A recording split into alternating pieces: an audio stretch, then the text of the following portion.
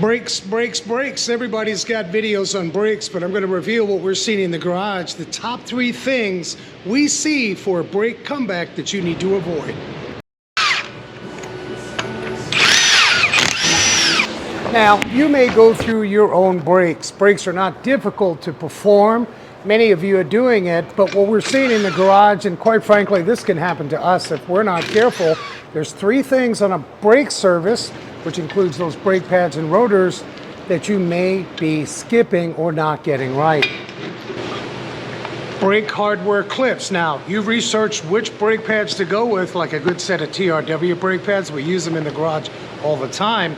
You're reusing the brake hardware. That hardware keeps that brake pad in its seat.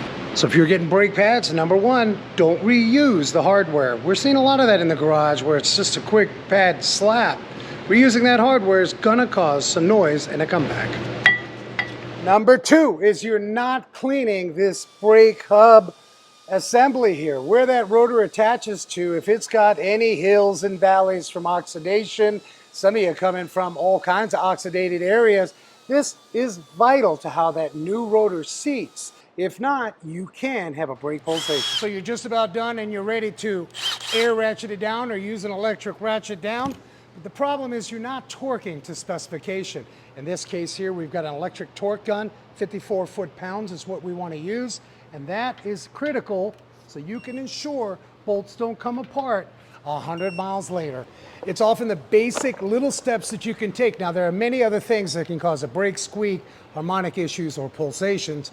Remember, the common items that we see in the garage for a comeback, work done elsewhere, some of you doing your own brakes over the weekend, brake hardware clips, you want to make sure those are replaced every time. Make sure you clean those seats. Number 2, make sure that that hub flange is cleaned out before you put that brake rotor. I've seen a lot of brake pulsations where rotors were replaced, and it was just a simple cleaning because that rotor flange was not seated properly. And last, torque everything to spec. I'm Frank from Inside the Garage for Wrench Nation. Catch my upcoming videos for more tips from Inside the Garage.